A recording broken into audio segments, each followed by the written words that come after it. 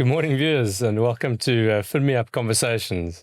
Today I've got ZAQ Wealth joining on the show, friend of FinMeUp for many years, and the CEO and founder of Benefit Counselor.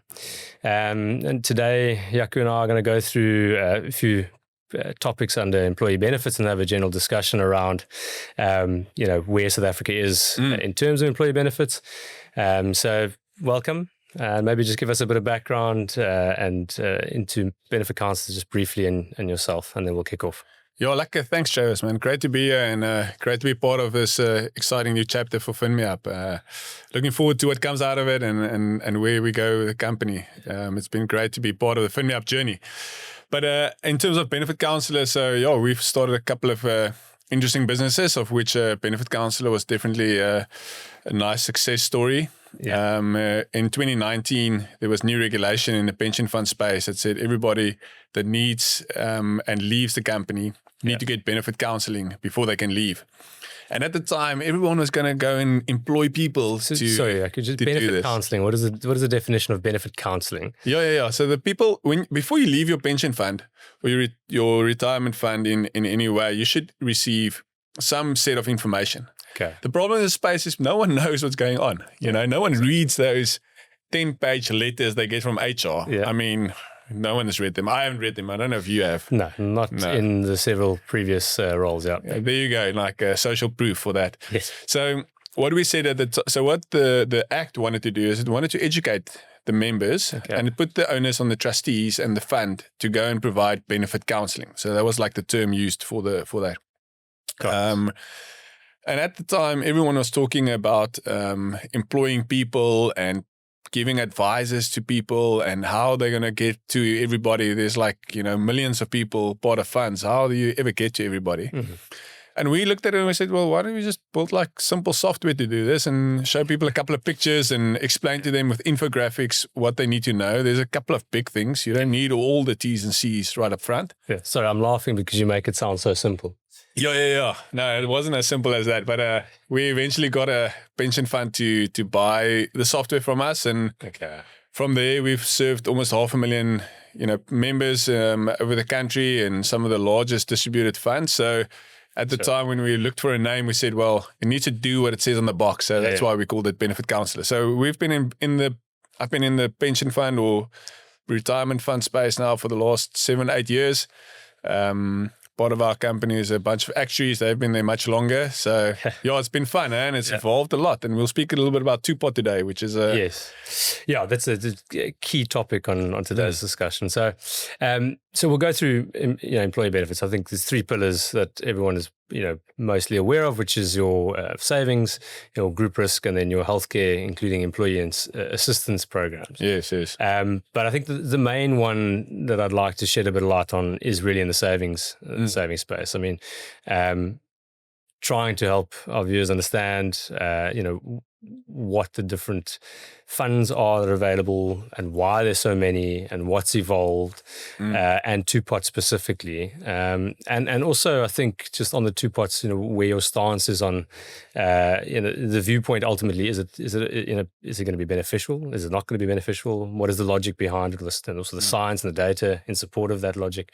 So I think if we can start off maybe, if you wouldn't mind, in as simpler terms, explain the different types of funds we have available through our different employer groups at the moment in South Africa, and maybe a bit of history if it helps, also set context. Yeah, absolutely. Look, I think the one thing the industry hasn't done itself any justice in is simplifying the problem. It seems like every time they're just adding more and more things that people got to grapple with, and at some point, people give up. So effectively, there's 3 types of ways to save for your retirement. So there's a pension fund, a provident fund, and then a retirement annuity. Yeah. In terms of what's kind of deferred as the retirement funds in South Africa. So pension funds are kind of the oldest funds around. They've been around since 1955 in South Africa. Pension funds used to be a fund where at retirement you could only take 1/3 of your money in cash and the rest you had to buy an annuity. Now, an annuity is a fancy word for a pension. So let's just stick to you have to buy a pension. Fair enough. And then it gets much more complicated when you go to what pension do you buy, but let's not go there. Provident funds were introduced, I don't know when exactly, but what effectively happened in a provident fund is you didn't have to buy a pension with your money. You could just take it all as cash. And then, so those two were options that companies specific, and that you had a group of employees for. But then obviously a lot of people work for themselves, or they, not part of a big company, and they don't have these kind of structure at the office. So then retirement annuities were introduced.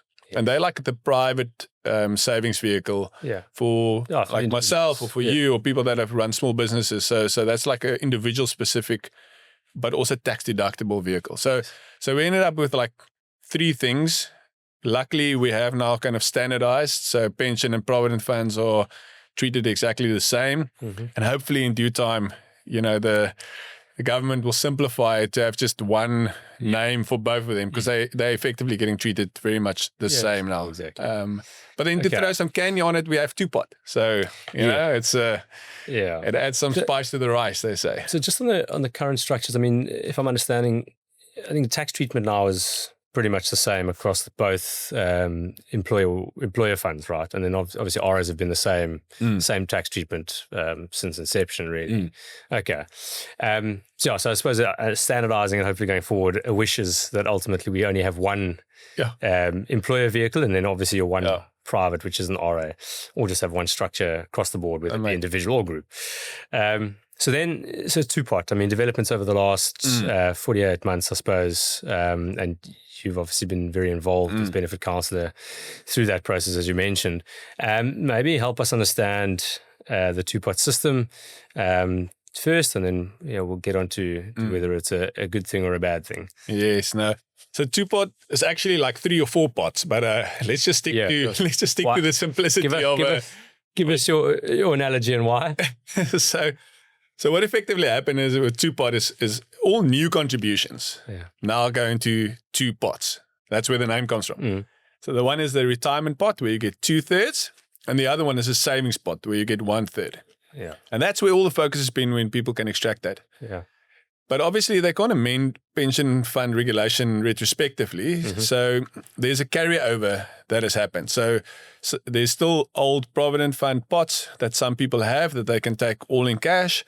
And then there's some people that have got a pension and a provident fund. So for some people, there would be like 4 pots. And we see it for some of our members at Benefit Counsellor. When they log into their Benefit Counsellor app, they've got like 4 pots and then a total for the 4. And they all get treated differently in terms of tax and what you can take and. So that's the kind of lay of the land. But I think 2-pot created at least a lot of clarity going forward, because everybody and all structures are now treated the same. Your RA, I don't know if you did mention earlier that when you logged in, you saw you've now got a savings and a retirement pot. So everybody is now on the same page. Yeah, exactly. But in 2-pot, you can the savings pot. Once a year, you can withdraw that cash. Okay, and then the retirement pot, you can't touch until you're 55. Okay. And you have to buy an annuity with that pot if it's over a specific value. So an annuity, pension speak. You have to buy a pension. Pension with that. So I suppose in today's terms, however, it is still an annuity of sorts, whether a life annuity or a living annuity. But that's a technically correct name. Correct, most people have got every time I tell our customers you got to buy an annuity, they go like, what's that? What? A pension, you mean a pension? A pension, and that makes it easier to understand. So cool. Okay. So 2-pot actually came out of COVID. Did you know that? Yeah, you mentioned earlier. So tell us this thing, because you didn't give me the reasons why, but I made a deduction as a result of sort of quick access to cash was necessary. So So in COVID, when we all went and sat at home, obviously there's massive financial strain on everybody, and people started looking around for sources of cash to pay for their lives, and they couldn't access their pension funds or their retirement funds. And the unions actually were a really big driver to put pressure on government to do something about this problem. Now, COVID kind of lasted for 18 months, and it took us 4 years to get the regulation kind of in place, but that's where the drove came from at the time. So, and I think I'm actually pro 2-pot, but I'm in the industry, so I don't know about you, but I think for most people, Two-pot is going to be in the long term a much better vehicle than what they currently have. I'll give you my view. I mean, not having been too involved over the last 2 years or 3 years on two-pot, but obviously understand the necessity of it. But my initial observation, without having a look or doing any research, ultimately is, well, you're eroding savings, and the whole point of a pension provident RA or vehicle is to preserve your retirement funding to get to a point of at retirement that you can sustain yourself, as is obviously the point. So that was my initial feeling, but I'm going to hear what you have to say in terms of whether it's a good thing or a bad thing. No, absolutely. And I think that was all the focus was around this withdrawal from your account. Yeah, and people could draw on 1 September last year, they could draw a maximum of 30,000 Rand out of their pension accounts. And there was a massive run on the bank, as they used to say. Yeah, and we actually saw it in the stock market as this money kind of flowed through the economy. And the extra tax that was generated on that savings. So it was two-pot for me is a perfect carrot and stick problem. Okay. So the government gave us a little carrot, and which was for people to get some access to some of their funds. But the ultimate effect is that people will be much better off in the long term. Okay. Because now you can't go every time you change your job. Most people before they're 40 change their job 3-4 times. I don't know how many jobs you've had. I think I've probably had 7 or 8 already. So most people would, every time that they change the job, they will take all their pension savings. So they start from zero. When now you're effectively never starting from zero. You continue to build. And over the long term, Discovery did some great statistics, but people will be 2 to 3 times better off by the time they're 65 under the two-pot regime than before, where they just kind of, saved. Okay. So we see a lot of money leaving the industry now, but in the future and in the fullness of time, everybody's going to be better off. Yeah, I suppose that makes logical sense. And you have no choice now ultimately, but you have access to funds when necessary, if necessary. And I suppose the discipline still comes in, and it's only really should be for financial emergencies and not just an annual kind of slush fund that you're getting access to. So 100%. I think there's we see members withdrawing all the time, and ultimately it was supposed to be an emergency fund, but it didn't plan out that way. So for most people, it's a little bit of a savings fund. There was initially the estimates was people are going to withdraw it at Christmas time, or in January to pay school fees. And what we've seen is people just withdraw it as soon as it's available. So you got to save 2,000 Rand before you can withdraw it. Most people, we see a lot of people that 2,200 Rand, they take it. Really? I suppose that is the risk. In the modeling, you would expect that they've taken that into account before passing the well. At least I hope so. But I mean, if a institution like Discovery have run the numbers and it is a net positive, then I've got to support it. I mean, we have no choice, but I'm happy that it is ultimately going to be a better outcome for all. It's great. Yeah, absolutely. Cool. And then just in terms of the employee benefits space and the retirement funds specifically, what have you seen with your partners and benefit counselor? Where are some of the pain points that we see currently still for employees, right? Within those groups. The one great thing that two-pot did is it put retirement savings on the front page of the newspaper. And it usually was hidden in page 28. And I don't know when last you read a newspaper, but they don't even have 28 pages. When last I saw a newspaper, I read one. Yeah. They're so thin, it's ridiculous. I pick up one every now and again at the airport, and it's actually 10 pages, and it's all there is. So, the pension stuff has got completely left out at the back. And that's nice. Now people are engaging a lot more with their pension funds, and we see it in just the engagement of the funds that we work with and the people. People want to know what's going on a lot more. And that gives us an opportunity to educate a lot better. And I think that's the biggest pain point. It became quite complex with all the stuff available and all the different options. And once you get to umbrella funds, there's, innumerable amount of options. Yeah. But what it's now done, two-pot, is it's giving us the opportunity to really engage in education. Okay. And brokers obviously need to do a lot better, and that's where FinMeUp comes in, where, the majority of brokers out there, no disrespect to them, but their friend is probably the boss of the company. They sell them a umbrella fund type product, and the broker never ever speaks to anyone in there. So they need to do better. HRs need to be better educated, and we're doing quite a bit of that on that front. And then the members ultimately will be better off. We're at the beginning of the journey, man. There's so much to do in this space. No, I think you're right. I mean, what I've seen over the years as well is you're right in saying, like, there's a bit of it's an admin nightmare, right? You've got a group with maybe whatever it is, 20 to 1,000 members or even more, and the employee, for lack of a better way, is kind of just a number in the process, right? And the actual onboarding process, the education, ongoing education surrounding the investment, and what's possible, and just a general education, I suppose, has just kind of been left out, from a broking perspective, 100%. Right? Like, I think everyone tries, or HR tries, and also no disrespect, but a lot of it I think is checkbox exercises. They have to do it. So what we've seen is a real gap in terms of taking the member's hand, walking them through their own journey, and helping them understand. And there's obviously different ways that we could do it. If a slight tangent, but I mean, with FinMeUp, that's kind of the goal ultimately in education, right? Is our value added. Focus is educating, members of these funds, in long term. And there's so much of it. Technology today makes it really much easier than it used to be. You don't have to write a letter. There's so many tools and methods that we in FinMeUp can do and can employ. And for most, I don't know when you started working. I started working at 23 or 4, whenever, and then it was like the last thing you were worried about is your retirement. I mean, honestly, I just tried to survive my first year of articles. I mean, that is all I was worried about. Now you got to worry about a retirement. It's like so far in the future that is really difficult to comprehend.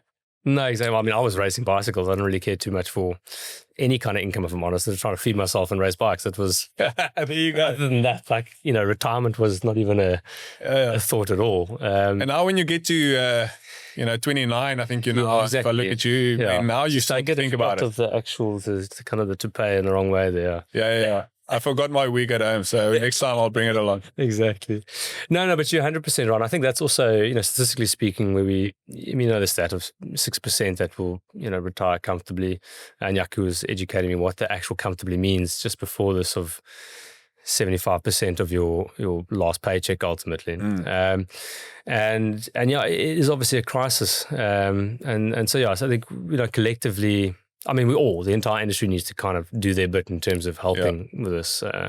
And fine, earnings, it's difficult to various factors. I mean, with everything in terms of, other benefits as well. We're talking group risk and healthcare, and specifically in healthcare. But if you look at, inflation, medical inflation, buying power, all the different factors that you take into account, where an individual, what they've got left in the end of the day, isn't really enough to actually provide for their retirement needs. So I think it is a big challenge, but we, like I said, us at FinMeUp and yourselves at Benefit Council, obviously trying to do our bit to educate the member and hopefully give them the tools to help solve for the problems as well. And life is hard out there, man. No, we've had a couple of tough years.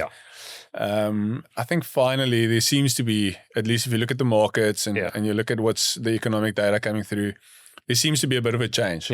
So hopefully, we don't have any funnies out of our friend Donald Trump in the US, and we can get on a decent run of some proper growth. Because we, as South Africa, we need to grow. If the economy isn't growing, we're going to always struggle, and retirement funds will always come last in people's planning of which I suppose that's life. But if you can put that front and center, or you can at least, just forget about that bit of your paycheck that you don't see it and not worry about it too much. It'll make a big impact in the long run. And I think that's also part of the education side is disciplined saving. I mean, if you're doing it from your first paycheck, nothing changes. You know, the discipline is there, and you're putting away whatever the percentages, whatever you're starting with. But if you're doing it from the get-go, you know, it's always a sacrifice you've made of your cash flow, and you know that's. But I think the problem there stems that not enough are educated in that way to do it and have the discipline. So, so I think that's also us. You know, I think a lot of people. I don't know what your viewpoint is, but a lot of employees see, you know, a forced savings 100% as a grudge, you know, as a grudge purchase or spend. But in the bigger schemes, I think it's probably, you know, an important thing that employers are doing to kind of force them, because it's kind of removing, what's the right term? You're saving them from themselves, if that makes sense. Look, I don't know about you, but I've never had a month where I've got money left over at the end of the month. Yeah, it's few and far between. Yeah, you know, so the idea of I'll live my life and then save whatever's left over at the end of the month. Yeah, that doesn't. That's completely flawed. That's a 20-year-old's strategy. Yeah. There you go. So we got to. So the nice thing about and consistency is king in this environment. So if you can just save a little bit from an early age, you know, the effect in the long run is massive. You know, if you was one clever guy had said, if you can just get consistently save, earn decent returns, the effect will be incredible at the end of the time. That compounding effect that Warren Buffett always speaks about as the 8th wonder of the world, you know, that vibe. But I mean, that's hard, man. I mean, I didn't get it right. Yeah. I don't know. I probably know one or two people that, you know, managed to get it right much better. And like I also cashed out at some point. You know, I left the job, cashed out, went and do some studying. Started over at 35, and now I'm playing catch up big time. So it's like I think just everybody knows they should start saving yesterday. Yeah. But the nice thing that the pension or retirement fund and the debit order does is it just creates that consistency for you over time. Yeah. And if you look back, you know, you get used to living without that extra couple of percentage on your paycheck, and over time, hopefully you look back at yourself and you go like, you can be proud of yourself. You know, that's that'd be great. But hey, it's tough out there, man. You know, this sort of forced savings element of a pension or provident fund. Maybe a view on that before we move on. I think the big problem that's now coming is people are now being forced to have these retirement pots, which they cannot access when they leave their jobs. So now people are going to move from one job to the next, and they're going to end up with multiple of these retirement pots sitting around. So I think the next problem coming is to keep track of all these things, to potentially consolidate them, you know, and help people to build upon that. So I think that's the one thing for our listeners and for people watching is, you know, if you can, you need to keep track of where these things end up with. And a great lesson for us is what happened in the UK. So they've had forced preservation for a long time. And now they've got people sitting with like 6 or 8 pots. On average, most people have got more than 3 or 4 pots already. And they lose track of these things. Yeah. And they don't know where to go. And it's not like they go looking for them. They don't even know they have them. Yeah. We won't spend too much time on the group risk side. I mean, the only thing I can say is maybe ask you a question, you know, with maybe your current benefits. Is and then I'll answer. Is whether you felt that your group coverage was ever sufficient. Yeah. So. Obviously, in group coverage, I mean life coverage, life disability, illness, funeral, illness. Correct. There's a couple of these things that sit around. Correct. And quite a few employers, you know, obviously offer you a set package, and some you can pick and choose what you need. I suppose the statistics say that the younger you are, the more life cover you need, and the older you get, you need less as you grow your asset base a little bit. Yeah. And then a lot of the group company products, a lot of people just end up on the default, which is most oftentimes like 3 times salary. Yeah. I mean, that's a premium, yeah. That's a premium. Yeah. So like a lot of people just end up there, and they don't know that they need to actually increase that benefit when they're young and decrease it as they get older. So I almost feel like, you know, like speaking to you now, there was obviously in investments, we went to this life stage portfolio. Yes. And you should probably do that for the risk portfolio as well. Like the younger people get more life cover, and as they grow older, you move down the scale. Yeah. So that was always one. I think that was for most people. I think probably, I don't know, 70% of people don't even know they've got these covers in their pension fund. And that the fund cover is better than what they probably bought from the Smos or the Makela or somewhere at some point. Well, I mean, it's economies of scale, I suppose, and the de-risk of the whole group, which makes the premiums. Yeah, so I think it's less. The perception in my mind is that it's less of a grudge spend because it's a nominal fee per month that comes off, right, as a sacrifice. But I mean, just what I've seen is to your point, are the gaps, right? Like, especially the youngsters, and look at disability, income protection, your young families, etc. There's more of a need there than there is for your older individuals. But often it's overlooked. So, well, I've got group life cover, but every time I've had a look at it and take it into an actual financial plan, there's you actually don't have sufficient. It's this perception that you mentioned. Yeah. What do you think is a good level of life cover for someone that's between 30 and 40? I mean, it's not 3 times. No, I mean it's. I can't even give you an answer because it's very dependent on circumstance, asset base, earnings, your dependents. What are they? What do you need to leave behind, right? Yes. And what does it need to cover? And there's obviously different ways to kind of skin that cat. For me, the more important question, especially if there aren't independents and there's a limited asset base, is on the disability side. Okay. I mean, I ask this question to friends often, to a lot of people, and it's not even from a FinMeUp perspective. I'm genuinely interested to see what their answer is because, I mean, I ride bikes, I run, do triathlon, very active, and I just think to myself, well, what happens if I get taken out by a car, which happens every other week here in Cape Town and South Africa, and I asked the same question, and like, well, kind of what? They don't really have an answer. And they asked, like, well, do you have disability cover? Yeah, I've got some disability cover, or I don't have income protection, whatever the case is. And obviously, in terms of the younger generations, not necessarily tied to a lot of corporates. There's a lot of movement away from corporates, obviously. Yes. So I always find it fascinating, and then I feel it's like an obligation just to use a bit of scare tactics and say, listen, if you're disabled, who's looking after you? And where's that money coming from? Now you're making me afraid. No, it's a horrible topic to think about. But I suppose this is what that's what insurance is for, ne? What insurance is for, correct? Yeah.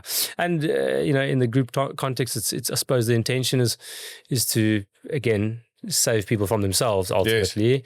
Yes. I think there is obviously an element of protecting the employer as well. Absolutely, yeah. But ultimately, you'd hope that it's to protect the individual should something happen to them.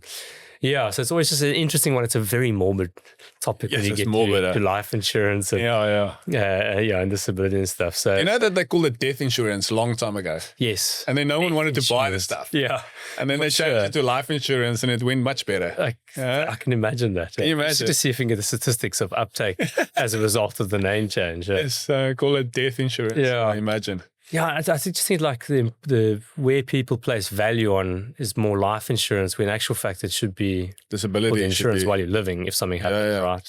An income protector, especially for people in professional careers. Income protection is critical, And the other side, it's also, I mean, statistically, I probably should have checked, but I don't know the stat offhand, but severe illness and cancer, cancer coverage is increasingly important as well. But let's move on to healthcare, because I think the healthcare is more topical than the group risk benefits, similarly to your retirement benefits, in that I think it's the least accepted, forced upon benefit in employer groups at the moment. And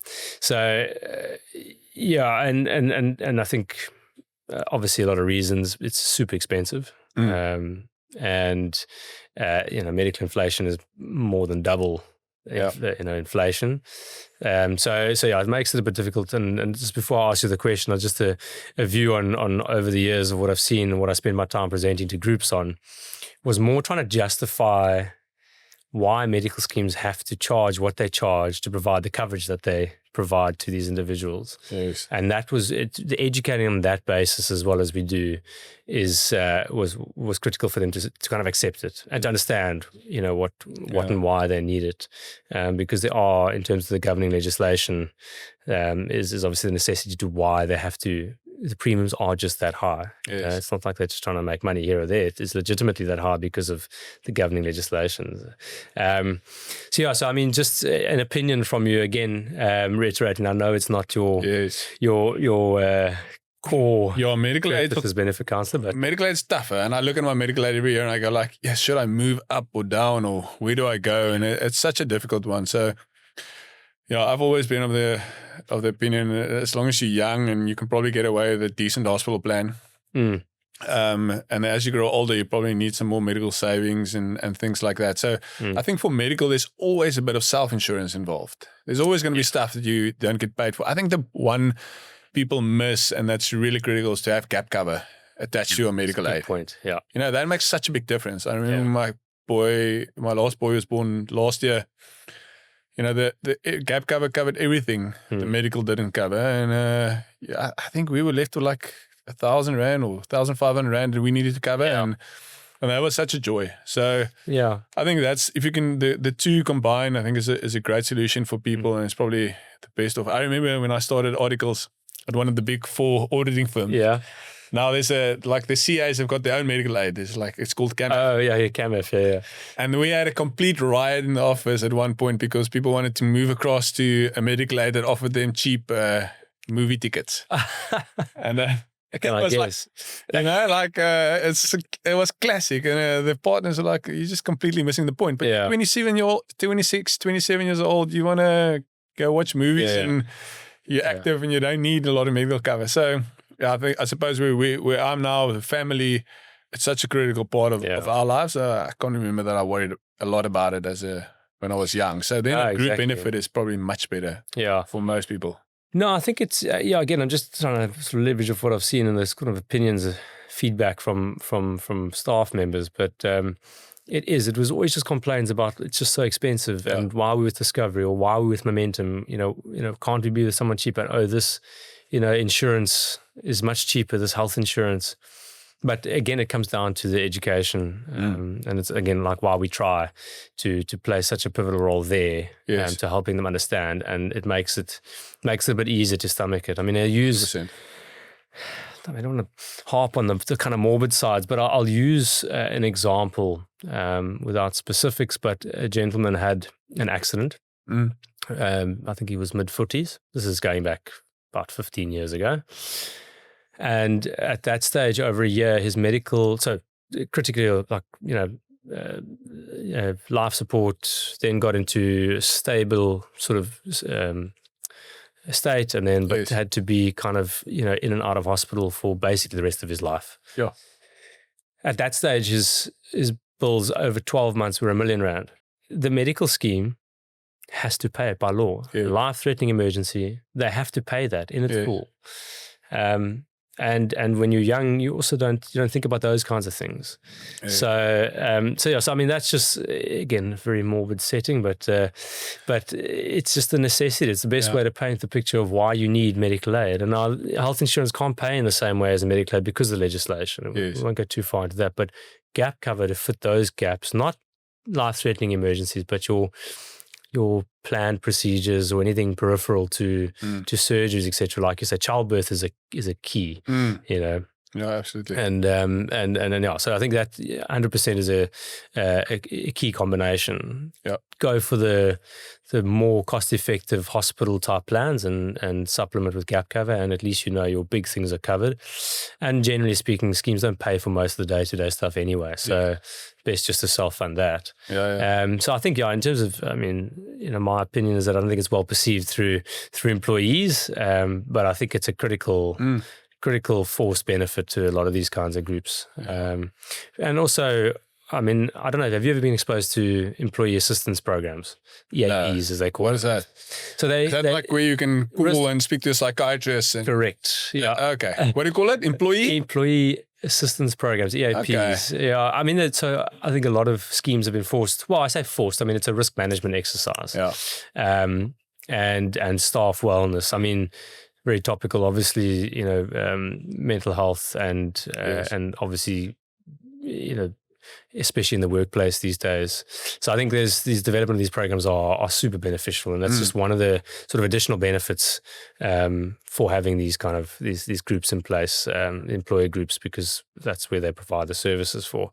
So I just found it was interesting. I've never been directly exposed to it because it was a very new thing. A few years ago, sort of prior to FinMeUp, when we were, I was involved in that space, and they were really kind of getting going in that kind of those services. But I think now it's super important and super valuable. So amazing. So we will plug in our education alongside of that as well, and hopefully make a larger impact, which is really cool. Sounds great. Yeah. Cool, Jaco. So just before we call it a day, any last thoughts? No, I think there's, we'd like to engage people. So if there's anyone who's wonders about the stuff, I mean, we just literally the tip of the iceberg. Yeah. So we'll hopefully dive into more detail in weeks to come, or spend more time on it. But I think if anyone finds it helpful or needs some help, it's probably a great idea to speak to someone. Yeah.